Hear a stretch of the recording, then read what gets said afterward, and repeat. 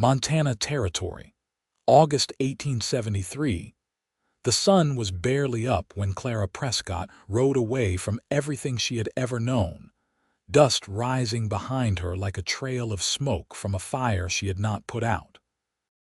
She did not look back at the little cabin tucked near the Bitterroot foothills, where the paint had long peeled and the shutters hung crooked. She did not glance at the crude wooden cross near the stream, marked only with her husband's name, Elias. And she did not let herself think about the small hands that had once clung to her skirts, the sweet voices that had called her Mama, now silent for over a year. Her horse, a sorrel mare named June, carried her past pine and rock away from memory. Clara's satchel was light, just a Bible, a knife, and a bundle of coins she had hidden beneath the hearthstone. She was not running from someone. She was running from the ache that had hollowed her out like rot in a tree. She did not know where she was going, only that it had to be far. By the second day, her food was nearly gone, and June was limping. The wind bit colder as she climbed higher ground, and the trail narrowed to little more than a deer path. She had not seen another soul in 2 days. That was fine by her. But then the storm came. It rolled over the mountains fast, dark clouds swallowing the afternoon sun. Thunder cracked like a rifle shot. Clara turned June toward a stand of trees, hoping to find shelter when the horse buckled. "June!" she shouted, but it was too late. The mare collapsed, her leg twisted, breath coming fast. Clara dropped beside her, rain soaking her dress, hands shaking. "No, no, not now," she whispered. She was still kneeling there when she heard hoofbeats. She stood quickly, knife in hand, eyes narrowed. A lone rider came into view, a man on a dark gelding, broad-shouldered, wearing a long duster and a hat pulled low. He reined in just feet away. "You all right, miss?" he asked, voice low and steady. She did not answer. He dismounted slowly, his gaze steady but not unkind. "Storm's picking up." "That horse is done. You'll freeze up here." Clara's grip tightened on the knife. "I can manage." "I do not doubt that," he said, "but she cannot." He nodded toward the mare. Clara looked at June, who was trembling, her breath loud in the quiet. "I have a place," the man said after a beat. "Few miles north. You and the horse can ride with me, or you can stay and let the storm do its work." She hesitated. "My name's River Nolan," he added. "I ranch cattle. Live alone. You'll be safe." Clara looked into his eyes, searching for a lie. There was none. She lowered the knife. He moved carefully, lifting her mare's front legs, checking the damage. "Legs cracked. She will not last long." Clara swallowed hard. "Can you? Do it quick." River nodded once. "You do not have to watch." Clara turned her back. She did not cry, not anymore. They buried June beneath a pine tree, using River's shovel. Rain turned the soil to heavy mud, and Clara's hands blistered, but she did not stop digging. River did not speak again until they were riding north, her seated behind him on his gelding. She kept her hands low, not touching him. His cabin sat in a quiet valley where the trees thinned and the grass grew high. It was small but well kept, with a fenced corral and a shed. Smoke rose from the chimney by the time they stepped inside.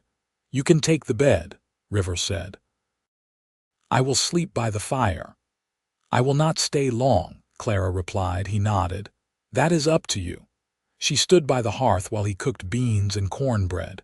Her dress was damp, hair tangled. She looked like a ghost of herself, and she knew it. River handed her a tin plate without a word. She ate in silence.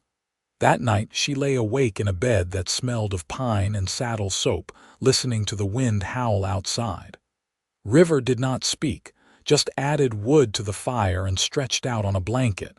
She waited for fear to come, but it did not. In the morning, snow dusted the ground. "I have a wagon," River said. "I can take you to Missoula or down to Fort Benton. Wherever you are heading." Clara shook her head. "I am not going anywhere." He studied her but did not pry. She stayed. At first she worked in silence, sweeping, washing, mending. River did not stop her. He was quiet, steady.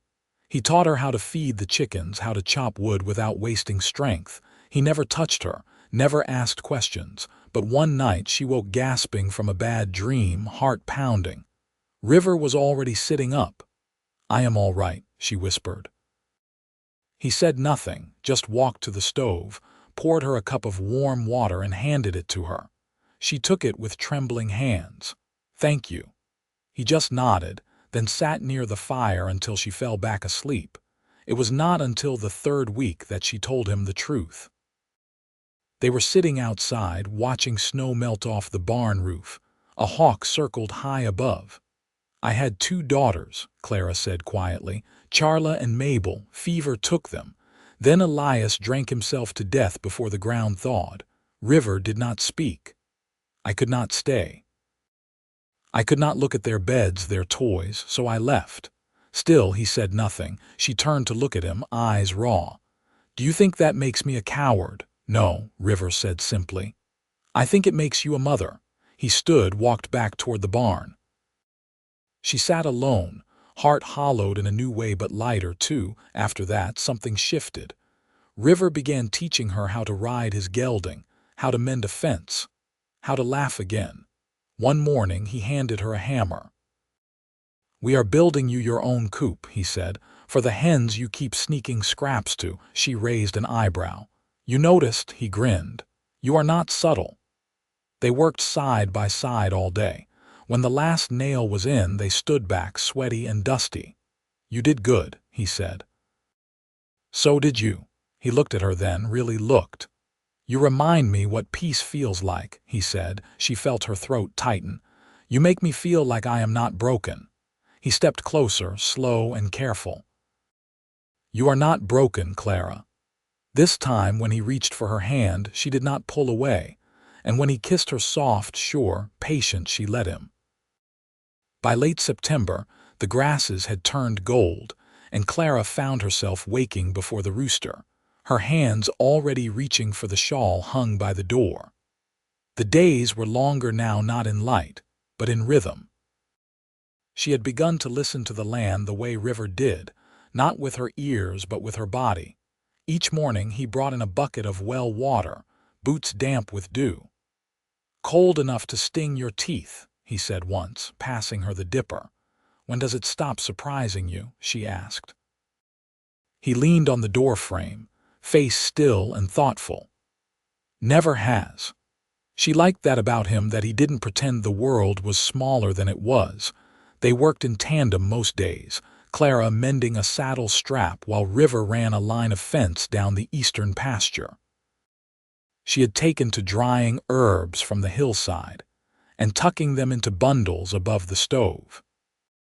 When she asked if he minded the smell, he simply said, "It's good to have things growing again." On the first Sunday of October, River hitched the wagon and asked, "You want to go into town?" Clara paused in buttoning her coat. "What for?" "You need winter goods. And I reckon you might like to pick your own thread colors for once." She swallowed. "I haven't been around people in some time." He looked away just briefly. "I'll stay close." They rode into Stevensville under a pale sky, the trees along the Bitterroot River already shedding their leaves. Clara kept her hands folded in her lap, eyes low. The town hadn't changed much. General store, livery, church with its steeple leaning ever so slightly. But it looked different now, filtered through the quiet steadiness she carried from River's Valley. Inside the store, her fingers skimmed over bolts of calico. She chose a soft green and a dark rust, colors she would never have worn before. River came up behind her, setting down a tin of coffee and 2 pairs of wool socks. "That your pick?" She nodded. "Good colors." At the counter, the storekeep, a pale-haired man with ink-stained fingers, glanced between them. "You two settin' up house, then?" Clara stiffened. River met the man's gaze. "That's no one's business but ours." No more was said.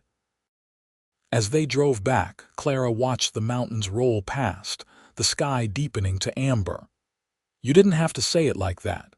He had no right to ask it, River replied. She looked at his hands on the reins, how steady they were. I'm not embarrassed. I didn't think you were. Her voice dropped, but I don't know what to call this. He didn't answer right away. Then, you don't have to name it to know it's real.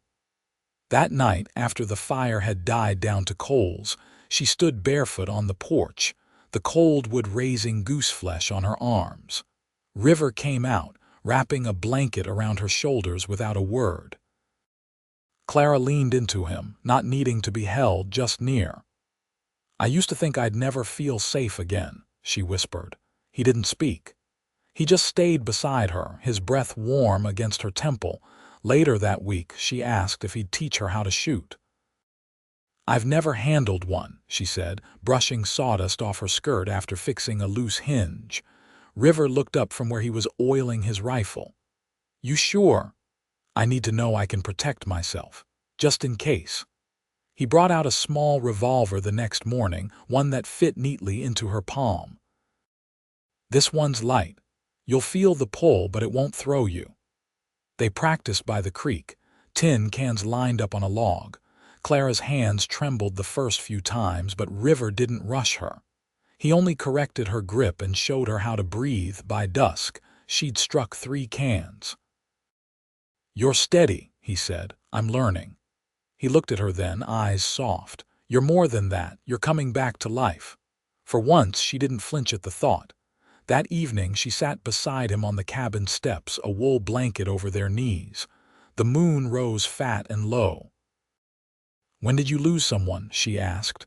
River didn't look at her. Winter of 70. My brother. Fever came through the valley fast, she nodded once. You never left. No, I stayed. I kept feeding the stock, kept fixing what broke. She turned to him, her voice quiet. That's a different kind of running. He met her eyes. I know. They sat in silence after that, not the kind that holds back, but the kind that says everything that needs saying. When the first frost came, Clara found her hands reaching for River's without hesitation.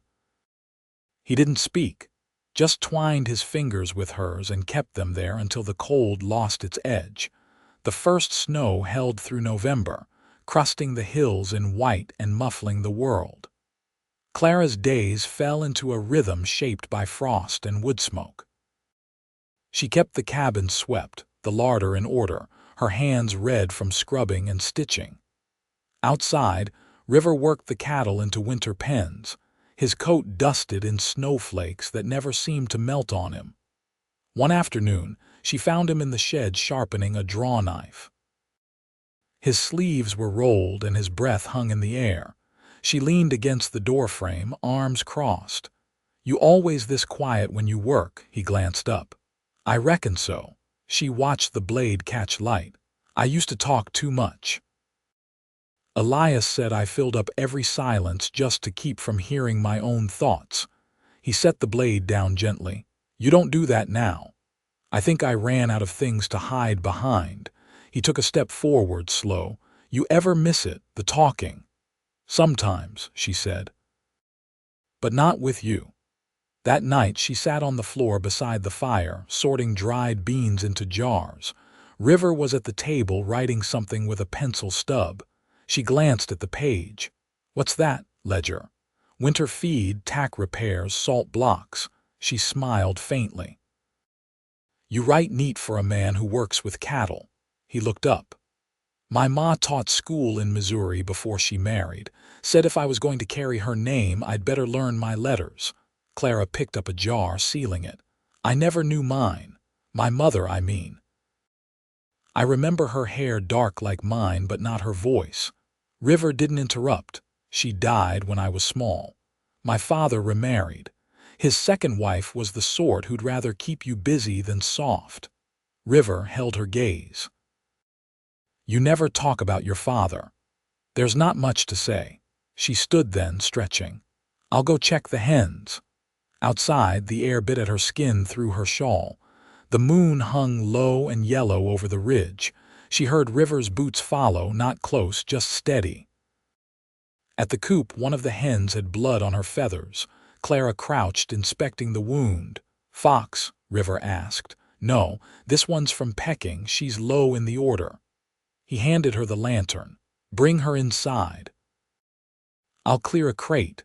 They settled the hen in a box by the stove, Clara wrapping her hands around a warm cloth. The bird blinked slowly, chest rising and falling. River crouched beside her. "You've got away with the small and hurting." "I used to," she said, her voice low. "It's coming back."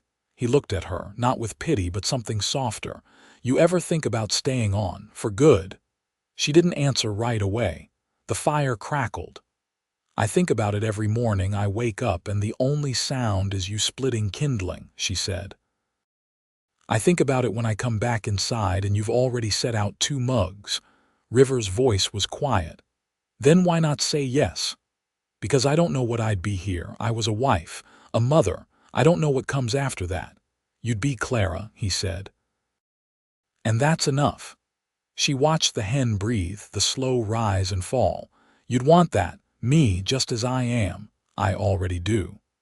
The next Saturday, River took her up the ridge where the firs grew close and the slope overlooked the valley. They carried dried apples, cheese, and a quilt. She didn't ask why she didn't need to. At the top, he spread the quilt and poured cider from a bottle he'd hidden in his coat. They sat side by side, knees brushing. "This land," he said, "it's never belonged to me, not really, but I've kept it fed and mended. That's all a man can do, take care of what he's given." Clara looked out at the hills, soft under snow. "So what are you saying?" He reached into his coat again and pulled out a ring. Simple silver, no stone. "That if you want to stay, if you want to build something new, I'd be proud to do it with you." She stared at it, then at him.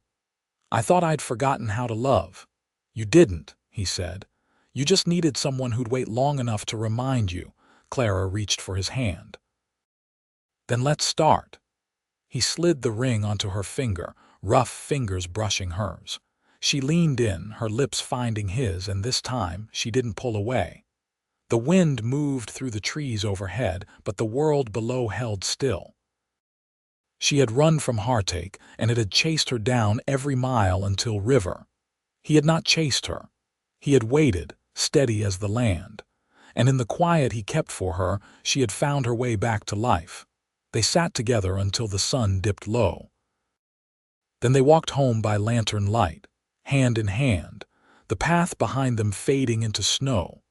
December settled hard across the valley, laying down its weight in thick, dry snow and a silence that deepened with each passing day.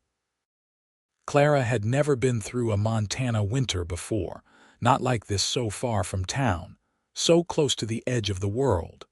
But she found she didn't mind the stillness. It gave her room to notice things she never had time for before. The way River always tapped snow from his hat before stepping inside. How the wind shaped the drift against the barn door. How the candlelight behind the window made the whole cabin seem like it was holding its breath. One morning she found River at the workbench shaping strips of ashwood with a drawknife. His focus didn't waver when she stepped in. "What are you making?" she asked, brushing snow from her sleeves. He didn't look up. "Runner braces, sleds near worn through. Figure we'll need it once the drift's close the pass." Clara stepped closer, watching the curve of his hands. "You always build what you need, most times. Learned early not to wait for someone else to bring it to me." She tucked her hands into her apron. "I never built anything before I came here. I kept things clean, kept folks fed, but I never made anything from nothing." River set the tool down. "You've made this place feel lived in," she smiled faintly. "That's not the same." He reached for a second piece of wood and handed it to her. "Then start now." She stood beside him, mimicking his movements. The knife dragged rough her first few passes, but he didn't correct her, only shifted his stance so their shoulders brushed. Later that afternoon, they took the sled down to the frozen creek. River tied a rope around the harness bar and glanced toward the hill. "You trust me?" Clara narrowed her eyes. "I shouldn't, should I?" He grinned. We'll keep to the flat, just enough to test the runners. She stepped onto the sled, boots planted firm. River pulled it forward, his boots crunching over the ice until they both laughed at how fast it moved.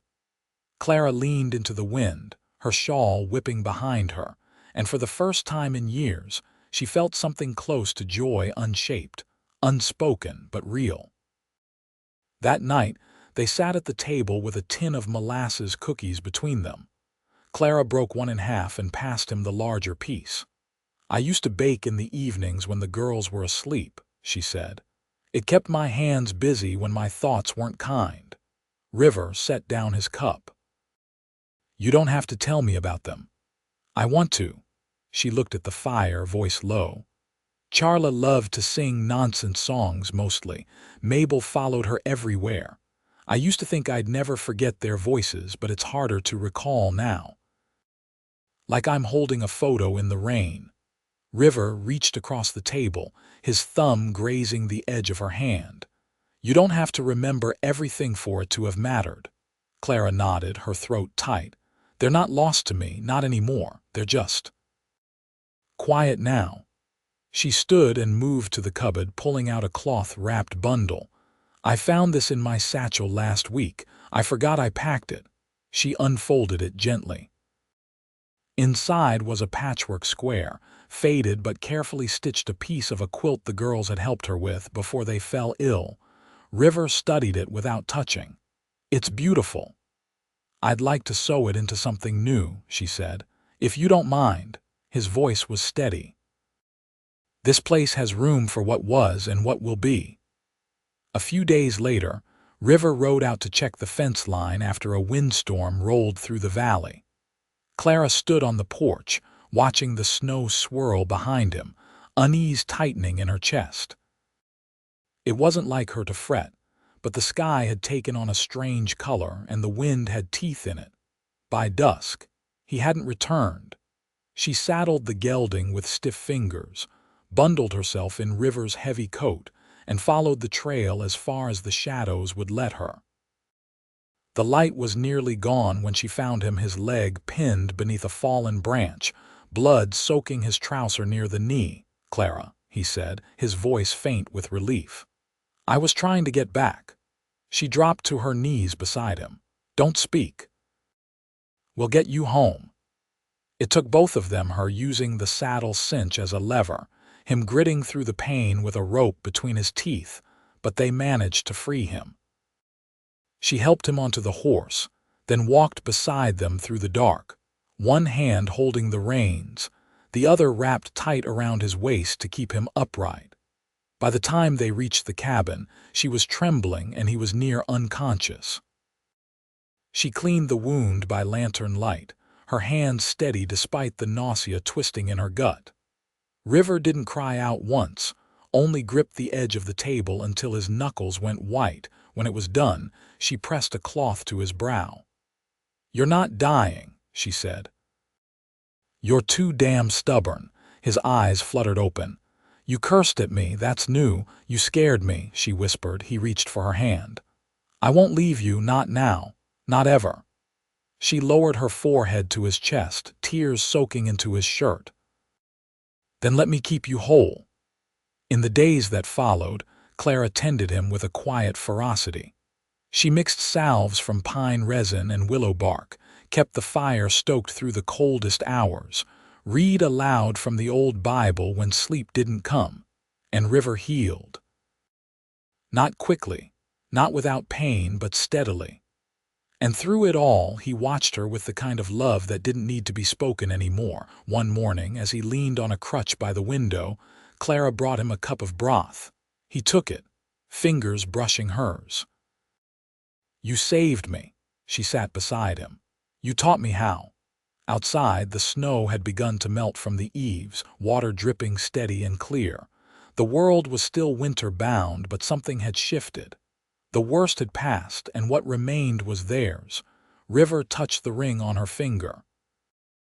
"Come spring, I'll build us a new porch, one wide enough to sit on through the long evenings." Clara smiled. "I'll plant marigolds beside it." He looked at her then not as the woman who had fled grief, but as the one who had stayed. She met his gaze with quiet certainty, and for the first time, she knew she wasn't running anymore. She was home. The wind softened by March, losing its bite and gaining a restlessness that stirred the pines and rattled the thawing eaves. Clara stood at the edge of the pasture, a basket of feed cradled against her hip, watching the hens scratch at the wet earth. The snow had retreated into the shadows, leaving the ground dark and rich. Beneath her boots, the soil gave a little. Things were loosening, waking. She turned when River's footsteps approached behind her. He moved more steadily now, the cane tucked under one arm more habit than necessity. The healing had been slow, but he bore it without complaint, and she had learned to read the quiet set of his mouth when it ached worse than usual. "What do you see?" he asked, stopping beside her. "Roots, mostly," she said. "But they're hungry." He looked over the land. "You still want the marigolds and hollyhocks. I'm thinking a line along the fence. Give the hens something to fuss over." He nodded, hands in his coat pockets. "I've got spare seed sacks in the loft. We can trade with the Claxtons for bulbs." She tilted her head. "You sure you want to spend a spring day haggling with Everett Claxton? I'll send you in first. He listens better to you." Clara laughed, the sound surprising even herself. "You just want out of doing the talking. I never claimed to be good at it. You're better than you were." River brushed his hand against hers, not quite holding, just enough to make her feel the warmth of it. "That's your doing." They walked back together, past the still bare trees and the creek that had begun to trickle again. Inside, the fire burned low, the cabin warm with the scent of lye soap and simmering beans. Clara fetched the tin box from the mantel and set it on the table. "I've been keeping them here," she said, lifting the lid. Inside lay squares of fabric, each stitched with care. Some were cut from her old skirts, others from River's worn shirts. She spread them carefully, one by one. "I want to make a quilt," she said. "Not for memory, for warmth. For us." River ran his hand over one square, the corner stitched in a rough pine tree. "That one's from the shirt I tore on the fence line. I kept it," she said. "You didn't notice. I notice everything about you. I just don't say it out loud." She looked up. "Why not?" "Because sometimes I'm afraid if I speak it, it'll disappear." Clara reached across the table, covering his hand with hers. "I'm not going anywhere." He turned his palm to catch hers fully, folding their fingers together. "Then let's make it official." She blinked. "You mean?" "I mean I want to marry you, Clara. I want to build our life without waiting for the next storm. I want to stand beside you in the church and say it out loud, so no one ever doubts what we chose." She studied his face, the way he watched her with quiet resolve. No urgency, just truth. "I never thought I'd wear white again," she said softly. "But I'd marry you in calico, in boots, with dirt on my hands and snow on the roof. I'd marry you however the day finds us." He smiled, just enough to crease the corners of his eyes. "Then that's how it'll be." They married in early April, when the river ran high and the alder trees budded gold green along the edges of the valley. The pastor from Stevensville made the trip by wagon, carrying his worn Bible and a small wooden cross. Clara wore a dress the color of faded morning glories, her shawl pinned with a brooch River had carved from elk horn.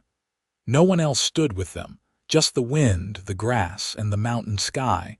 River's voice was low but steady. "I take you, Clara, to be my home." Clara took his hand. "And I take you, River, to be my peace." They kissed with quiet reverence, no cheers, no bells, only the rush of creek water and the brush of his thumb against her cheek. That night they sat by the fire, her head resting against his shoulder, his arm wrapped around her waist. The quilt blocks lay ready near the hearth, waiting to be joined. River leaned close. "You still carry them with you, don't you? Your girls?" "Yes," she said. But not like before. They're not weight anymore. They're part of my strength. He kissed the crown of her head. Then we'll carry them together. In the weeks that followed, Clara planted her flowers. River built the porch wide and level with 2 chairs facing west. They patched the barn roof, traded for seeds, and started their mornings with fresh eggs and shared silence. Some days were hard. The land didn't always give easy. But they rose together, slept close, and never let the dark linger too long. By summer, the hens scratched beneath lavender stalks, the garden rose stood straight and green, and the quilt rested at the foot of their bed, stitched with memory and new beginnings. And when the sun dipped low behind the pines, Clara and River sat close on the porch he built, hands clasped, eyes quiet. 2 people who had known sorrow, who had not turned from it, but walked through it toward each other, and stayed.